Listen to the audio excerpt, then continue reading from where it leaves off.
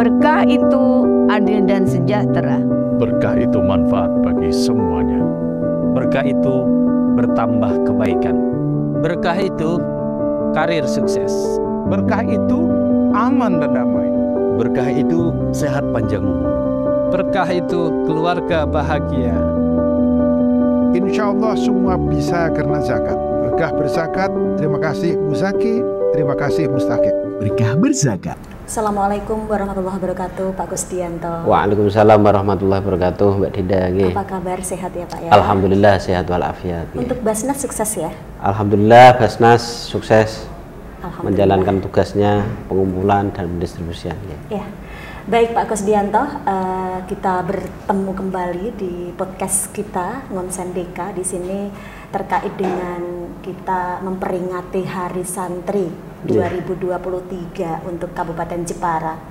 Mungkin ada hal-hal yang sekiranya dari Basnas Bapak Kusdianto mewakili untuk disampaikan kepada masyarakat di Kabupaten Jepara, terutama generasi muda para santri di Jepara ini Pak Kusdianto. Ada momen-momen penting yang tentunya di sini banyak sekali yang harus edukasi untuk para generasi muda para santri ini agar tetap memperjuangkan kaum Nahdliyin dan juga memperjuangkan ahli sunnah wal jamaah tentunya. Dan di sini adalah sikap attitude yang baik untuk selalu sabar, ikhlas dan bersyukur dalam hari santri. Monggo Pak. Perlu kita ketahui bahwa hari santri ini adalah hari yang tidak lepas dari proses perjuangan dalam mempertahankan kemerdekaan Indonesia oleh para alim, para ulama, para kiai. Bagaimana ketika waktu itu Indonesia yang baru merdeka kemudian mau kembali dijajah kembali. Oleh karena itu dengan semangat ini tentunya hari santri perlu diketahui bahwa munculnya hari santri karena ada momentum resolusi NU ya pada tanggal 22 Oktober yang digagas oleh Mbah Hasyim Asy'ari, Mbah Rasulullah karena permintaan dari Panglima Jenderal Sudirman dan Pak Presiden Soekarno. Dengan pertimbangan tersebut, oleh karena itu momentum yang heroik tersebut menjadi momentum bagaimana para santri ikut berjuang hidup dan mati, dan memang banyak korban para santri untuk mempertahankan Indonesia tetap merdeka. Oleh karena itu dari belajar sejarah tersebut, kesempatan yang sudah kita nikmati hari ini khususnya bagi santri, anak-anak muda, generasi milenial, kita semuanya perlu belajar bahwa apa yang kita nikmati dengan bebasnya kita bersosial media, belajar kita bebas berekspresi, bebas apapun, ini harus kita makna ini menjadi bagian dari syukur kita untuk kembali mengisi dengan tentunya sesuai dengan zaman kita, dengan aktivitas-aktivitas kegiatan-kegiatan yang tetap dalam konteks mempertahankan Negara Kesatuan Republik Indonesia. Oleh karena itu saya berpesan kepada semuanya ya, khususnya generasi muda, anak-anak muda, khususnya yang baru belajar di pondok pesantren maupun yang masih sekolah dimanapun, saya kira momentum Hari Santri ini menjadi tonggak sejarah yang perlu perlu selalu menjadi spirit dalam bergerak atau dalam belajar, karena dengan spirit perjuangan, spirit berproses bahwa apapun yang akan kita capai, apapun yang kita cita-citakan memang harus melalui perjuangan dan proses panjang lah. Oleh karena itu dengan situasi kayak gitu mungkin beda. Kalau zaman dulu para santri konteksnya ketika masa penjajahan selain belajar di pondok pesantren harus berkorban jiwa dan raga. Tapi hari ini saya kira bagi santri ya harus belajarnya itu yang harus diperkuat dengan membekali diri dengan potensi-potensi yang dimiliki. Misalnya skill-skill yang ini untuk menopang bagaimana para santri, para siswa ini nanti bisa survive dalam situasi zaman yang saya kira penuh tantangan hari ini. Iya Pak Kusdianto. Baik Pak Gus, ada yang mengatakan ya tempo dulu kalau santri itu kan cenderung mereka pada nggak mau masuk di pesantren ya karena mereka mengatakan bahwa pesantren itu cenderung nanti kuper dan kurang menguasai digital dan lain sebagainya. Tapi kalau era sekarang semuanya disetarakan, semuanya sama ya Pak ya. Dan dalam penguasaan era sekarang, dalam kita dunia globalisasi, dunia digital yang seperti ini, banyak sekali plus minusnya begitu. Menurut Pak Kusdianto, kita sebagai para santri untuk generasi muda dalam memanfaatkan media sosial digital ini harus yang seperti apa Pak? Ada sarankah gitu? Jadi kita ini memang ada dua sisi plus dan minusnya ya. Ketika para santri memang di sisi lain harus dibatasi dengan sosial medianya karena untuk berkonsentrasi terhadap proses nyantrinya, belajarnya, ngajinya. Tapi di sisi lain zamannya memang sudah berbeda, zamannya anak-anak hari ini juga harus mengikuti era yang serba digital, era yang serba mudah, era yang serba cepat, ini harus dikuasai. Namun yang perlu ditekankan bagi santri, jadi kesempatan oke boleh ya bermedsos, boleh menguasai digital, tapi jangan lupa bahwa apa yang kita lakukan ini harus fokusnya adalah meningkatkan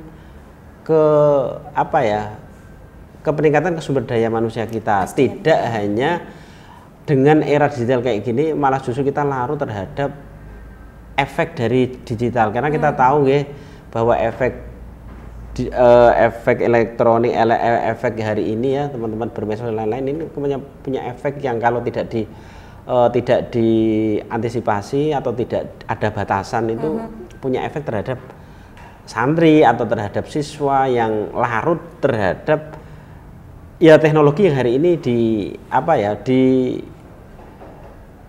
dipegang. Karena kalau tidak ada batasan atau kemudian kembali lagi tujuan misalnya diberi kesempatan untuk bermedsos, untuk menguasai elektronik, menguasai media, kalau itu tidak digunakan hal yang positif, itu justru akan kembali malah hal-hal yang tidak produktif bagi santri. Oleh karena itu terjerumus oleh pesan saya ya bagi santri, bagi anak-anak semuanya yang masih belajar ya. Jadi medsos atau gadget itu perlu kita batasi. Gadget yang kita pegang itu ya kalau bisa dimaksimalkan untuk peningkatan mengakses pengetahuan sekarang kan banyak ya yang ada di medsos. Namun tantangannya ketika di sini kita memberi kesempatan pada anak-anak itu, mereka juga ada godaan juga misalnya. Kalau di gadget ini kan kita bisa bisa lihat atau bisa main game dan lain-lain. Ini efek-efek yang saya kira kurang positif perlu dikurangi. Tapi untuk menunjang pengetahuan kesantrian saya kira bisa didapatkan. Ya, peran Basnas di Kabupaten Jepara terhadap pondok pesantren kira-kira seperti apa sih Pak? Perlu mungkin edukasi untuk masyarakat agar tidak timbul pro kontra gitu. Peran Basnas ini kayak gimana? Ya kalau kita saya sebagai wakil ketua pimpinan Basnas Kabupaten Jepara, tentunya peran yang kita lakukan ya sesuai dengan apa yang menjadi tugas dan wewenang kita. Basnas itu adalah lembaga pemerintah non struktural yang dalam Undang-Undang Nomor 23 Tahun 2011 dikatakan bahwa kita ini adalah lembaga yang punya kewenangan untuk pengelolaan zakat, mulai dari pengordinasian pengumpulan, kemudian pendistribusian, pengendalian dan sampai pelaporan. Jadi tugas-tugas kita 4 itu kemudian kita bagaimana Basnas ini mampu memberikan manfaat tidak hanya pesantren saja tapi ke semua stakeholder. Ya, kita tahu bahwa dalam pentasarupan, dalam pendistribusian itu ada batasan-batasan yang dalam syar'inya, dalam Al-Qur'an, hadisnya itu ada ketentuan yang harus kita pegang Di antaranya kan 8 asnaf ya. Ada fakir, miskin, amil, ada mu'allaf, ada ghorim, ada fisabilillah, ibnu sabil. Yang ini menjadi salah satu tugas kita bagaimana dalam pentasarupan ini sesuai dengan asnaf. Kalau asnaf itu kemudian kita turunkan pada fakta di lapangan, itu diantaranya memang ada yang fakir, miskin, fisabilillah dan yang lain. Nah, ini dalam program yang selama ini kita ikut berkontribusi kepada pondok pesantren, salah satunya yang kita lakukan mulai tahun 2022 kita memberikan beasiswa santri, beasiswa santri kepada anak-anak kita yang masih adik-adik kita ya, yang masih belajar di pondok pesantren. Kalau tahun kemarin 2022 hari santri kita membantu 100 santri, Mbak Dinda. Hari ini kita kemarin sudah kita putuskan di tingkat pimpinan, kita ini bantu santri 200 santri. Per A-nya 500 dengan ketentuan tentunya kita prioritaskan adalah untuk fakir miskin. Dan ini kemarin memang kita kerjasamakan kepada lembaga yang menaungi pondok pesantren ini, RMI, PCNU, itu untuk pemerataan. Jadi seluruh Kabupaten Jepara, pesantren yang di Kabupaten Jepara, saya mohon masing-masing pondok pesantren ada 2 orang. Dan saya hitung kemarin itu per kecamatan ada 5 pesantren. Nah, ini salah satu kontribusi kita bagaimana dana zakat dikelola oleh Banas ini mampu didaya gunakan dan mampu membantu dalam rangka satu kalau dalam konteks ini ya kita memberikan support terhadap santri ya, biar santri ini kalau ada yang ada keterbatasan secara ekonomi ini kita sedikit banyak ikut meringankan itu. Kira-kira yang memberikan motivasi bagaimana santri ini belajar dengan semangat bahwa tidak sendiri, insya Allah tidak sendirian. Insya Allah ketika dana yang kita kumpulkan banyak, karena program kita memang banyak, Jadi selain kita ini ke santri juga ke siswa juga yang lain merata. Dan lebih banyak memang kita fokuskan hari ini sesuai dengan arahan dari Basnas Pusat maupun Jawa Tengah itu memang jadi program Brasnas itu harus yang 50% adalah produktif, yang 50% baru konsumsi. Produktif itu apa? Produktif adalah kita memberikan bantuan yang bisa meningkatkan taraf hidupnya lewat usaha apapun sesuai potensinya. Nah, ini kita sudah jalan dan merata di Kabupaten Jepara, per desa ini juga kita sudah bantu, dan ini putaran yang kelima, insya Allah. Kalau kemarin kita 4 orang, insya Allah nanti kita ada 5 orang, yang 3 itu memang fakir miskin, yang 2 kita arahkan untuk ya guru madin, guru TPQ, guru ngaji, tapi yang masuk kategori miskin ya, artinya prioritasnya itu juga kita arahkan nanti ada merbot masjid, imam atau yang lainnya yang kategori itu. Lah harapan kita semuanya apa? Harapan kita kalau mereka kita bantu dengan pendapatan yang banyak tentunya akan bisa menghidupi keluarganya. Ada semangat. Ada semangatnya. Ketika pendapatannya sudah meningkat, ekonominya sudah baik, ya dalam kehidupan tentunya juga akan sejahtera.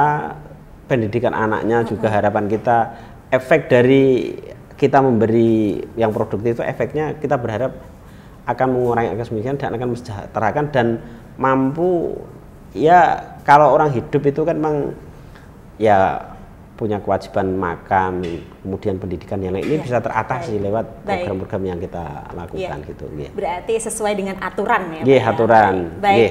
Baik Pak Kusdianto, dan sesuai dengan apa yang kita harapkan tadi, termasuk juga yang disampaikan oleh Bapak Kusdianto, agar para santri terutama generasi muda ini dapat mengail ilmu atau mencapai ilmu yang diraih itu dengan tolabul ilmi, dengan berakhlakul karimah, menjaga attitude yang baik. Karena kita tahu kondisi saat ini banyak sekali hal-hal negatif yang itu mempengaruhi. Sekarang kami pingin dari pihak Basnas yang diwakili oleh Bapak Kusdianto ini memberikan himbauan kepada generasi muda para santri ini agar bisa mawas diri, berhati-hati untuk kedepannya, terutama buat Kabupaten Jepara ini, Pak, sebagai closing statement, monggo. Khusus untuk santri ya. Untuk santri tetaplah semangat untuk belajarnya, patuh terhadap aturan-aturan yang ada di pondok pesantrennya. Saya kira ketika kita dalam menimba ilmu, mencari ilmu, tentunya kan barokahnya yang ingin kita dapatkan. Oleh karena itu saya berharap, saya menghimbau ya untuk santri, perintah apapun dari para kiai-kiai kita ya kita patuhi, kita taati, untuk ngaji dan lain-lain saya kira itu penting. Lah selain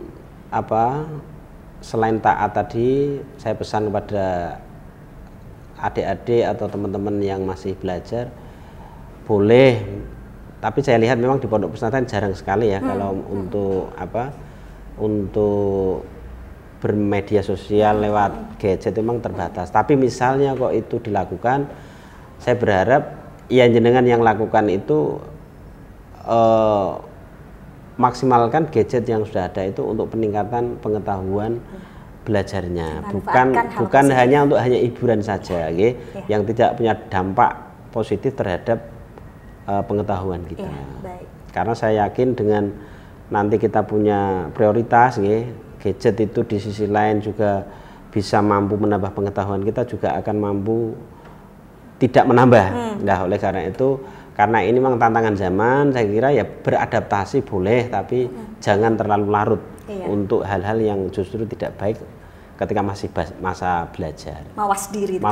Harus mawas diri. Betul. Baik Pak Kusdianto, dan ternyata kita semua mendoakan untuk yang terbaik buat masyarakat Jepara. Amin. Dan untuk Basnas juga semoga selalu lancar, sukses. Untuk Pak Kusdianto pribadi, keluarga juga sehat, selamat, sukses. Terima kasih Mbak. Berkenan kiranya setelah ini bernyanyi lagu Ya Lalu Mati. Siap. Terima kasih Pak Kus. Assalamualaikum Waalaikumsalam warahmatullahi wabarakatuh.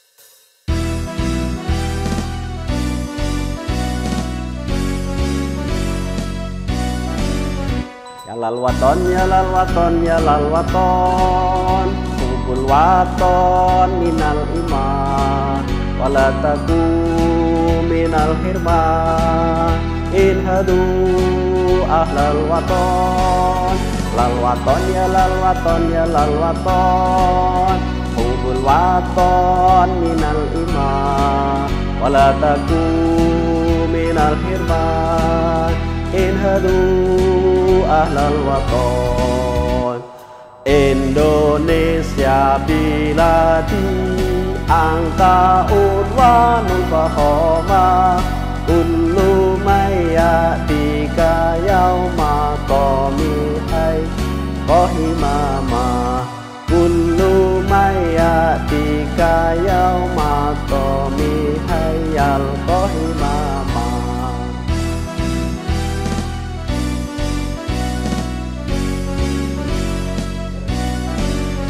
Saka hati wahai tanah airku, cintaku dalam imanku, ganggan nasibmu, bangkitlah hai bangsaku. Saka hati wahai tanah airku, cintaku dalam imanku, langkah nasibmu, bangkitlah hai bangsaku. Indonesia negeriku, engkau panji martabatku. Siapa datang mengancammu, kan binasa di bawah dulimu.